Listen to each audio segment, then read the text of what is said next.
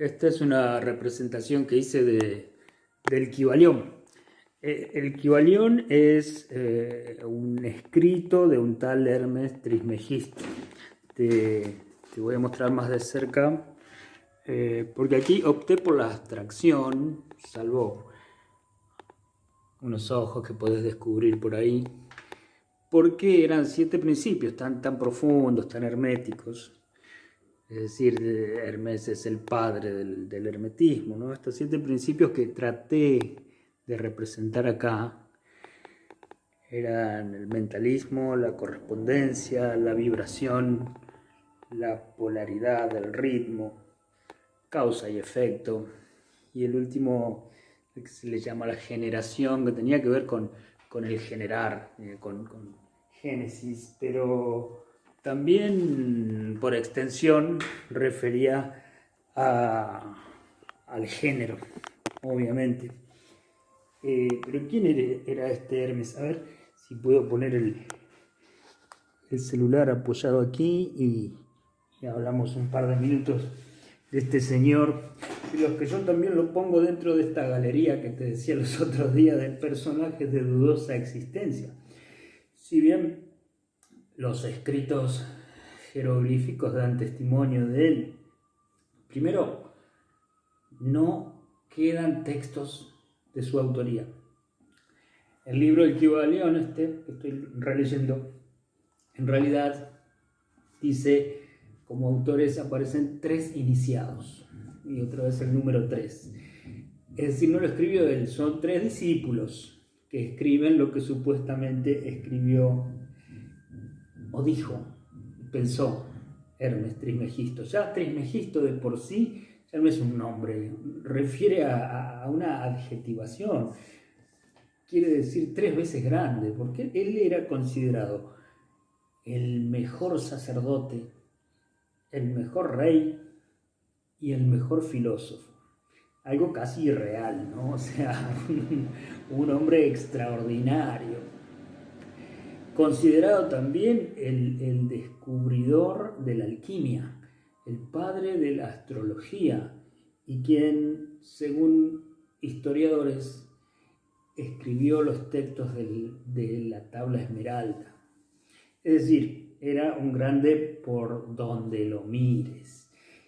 Y claro, como era costumbre en estos casos puntuales, pero igual marcaron una modalidad de los egipcios culturalmente, lo elevaron a la categoría de Dios.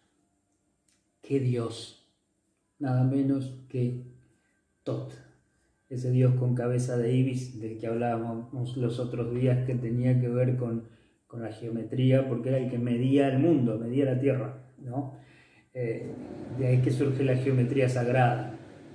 Y claro, esto no se resume a Egipto, porque también nos vincula con Grecia, porque inevitablemente cuando empezás a cruzar información, se te va a aparecer inevitablemente Pitágoras. De Pitágoras, que enseguida te viene a la mente el teorema que te enseñaron en la escuela y que no te sirvió para nada, porque no te dijeron para qué servía eso.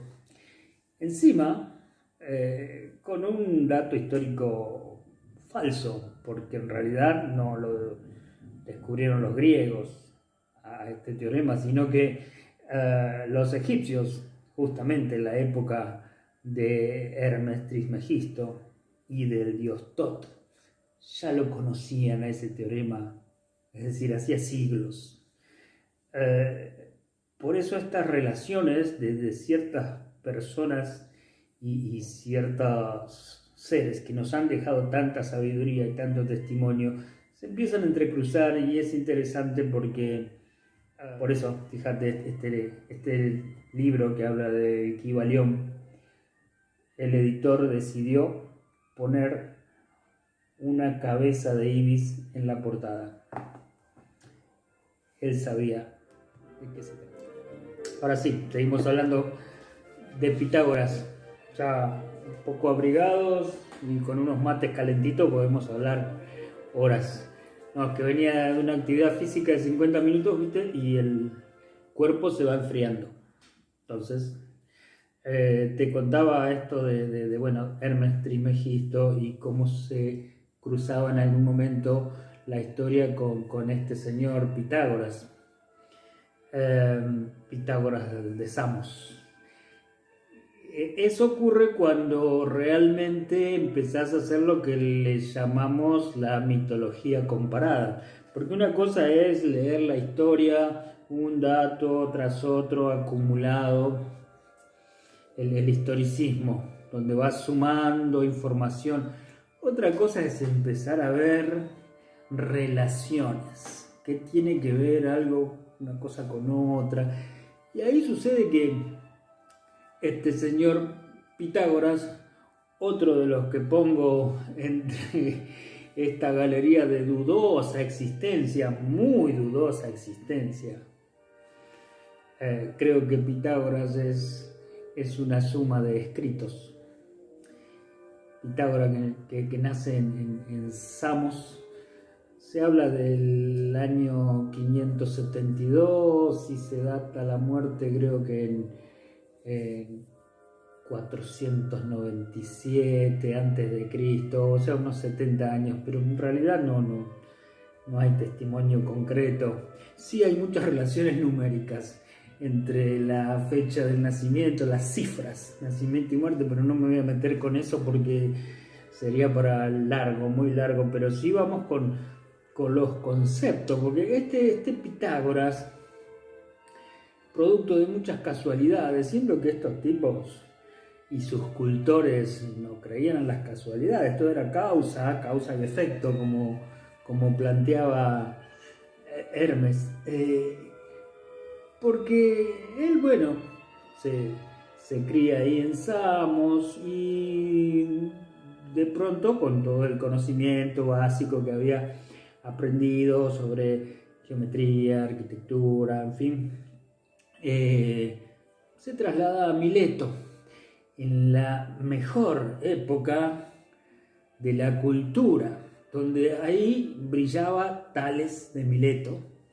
Y oh casualidad, caminando así se lo encuentra a don Tales y empiezan a charlar y Tales lo recepciona, lo cobija y le transmite todo su conocimiento. Tales de Mileto a Pitágoras. Y bueno, Pitágoras con todo eso pasa el tiempo y decide irse a Egipto. Como si fuera tan fácil, ¿no? Te tomás el ave. Va a Egipto. ¿Y por dónde entra? Por Alejandría. ¿Qué había en Alejandría? La gran biblioteca, esa biblioteca universal. Golpea la puerta y lo reciben. Le dicen, sí, pase, señor Pitágoras. Y el tipo absorbe todo el conocimiento como si fuera un robot al que se le pone un chip y en su disco duro mete toda la información. Bueno, la cosa es que con todo eso, no solo conocimientos duros, astronomía, matemática, geometría, sino también sobre la cosmogonía egipcia. El tipo empieza a aprender todo ese conjunto y esa variedad de conocimientos a tal punto que se hace sacerdote egipcio, pero no cualquier sacerdote. Primero, que el sacerdote en Egipto tenía una gran jerarquía política.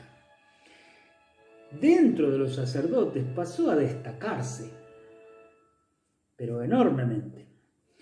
Bueno, la cosa es que después de gozar de un prestigio y jerarquía, un día dice, bueno, me voy. Y se va. Y vuelve a Grecia. Y llega a una Grecia que seguía desarrollándose y que estaba pero en la cumbre del conocimiento y de la cultura. Entonces él se nutre de todo eso, pero pasa a ser una eminencia, bueno, a tal punto que él funda una escuela que fue muy famosa después. bueno, y llega a tener tal prestigio y tal autoridad en la comunidad que políticamente empieza a molestar. Empiezan a ser perseguidos. Entonces él tiene que recluirse en sus últimos años, se habla de 10 años, pero cada vez que hablamos de números acá puede haber escondidas algunas segundas lecturas. Pero digamos que en los últimos años él se traslada a Metaponto, que era una colonia griega que estaba ubicada en Italia, en la actual Italia. Entonces, bueno, uno dice, bien, vamos a Metaponto, ahí debe haber testimonios de la vida y la muerte de Pitágoras, pero Metaponto no existe. No pasa como en el Código Da Vinci, que ahí Tom Hanks siempre encuentra cosas escondidas de siglos. No, acá en la realidad no podés ir a Metaponto. Entonces, ¿qué sucede? Esa escuela que funda este señor Pitágoras y toda su filosofía, su teoría, su conocimiento, es transmitida por sus discípulos en 4 libros. Es decir, hay escribientes, al igual que sucedía con Hermes Trismegisto, que eran 3 los iniciados. Acá son 4. Y en la geometría sagrada, el 4 era como simbolizaban a Pitágoras. El equilibrio, la horizontal y la vertical, los ejes, líneas que dividen el mundo en 4 partes, los 4 elementos, en fin, un montón de relaciones entre números y conceptos.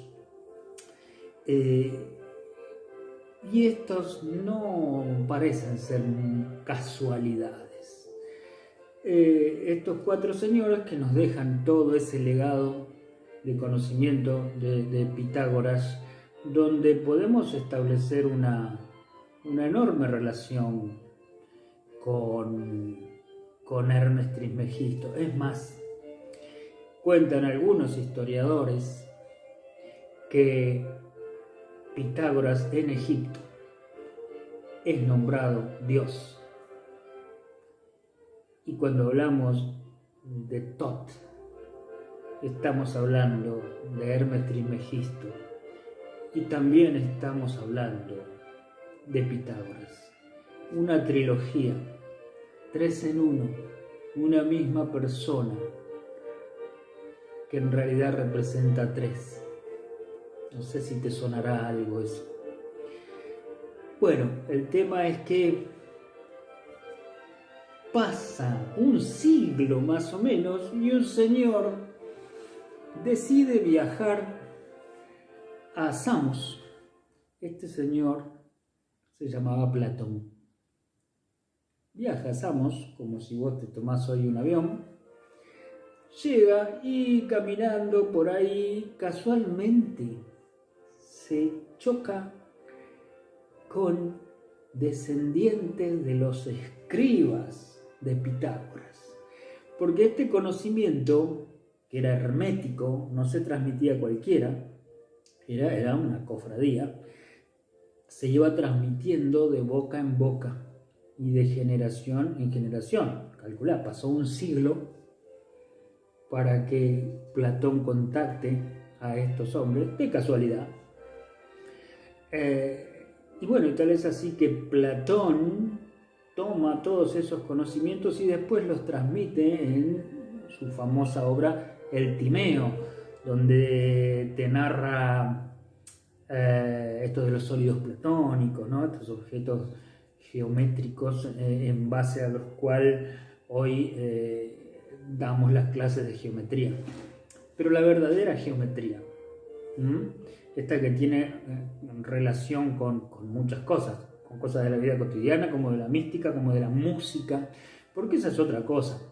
No solo te conformaron con 3 renglones de recitar el teorema de Pitágoras, sino que te privaron de un montón de información en la escuela primaria o secundaria que te hubiese sido muy rica y muy interesante y muy útil.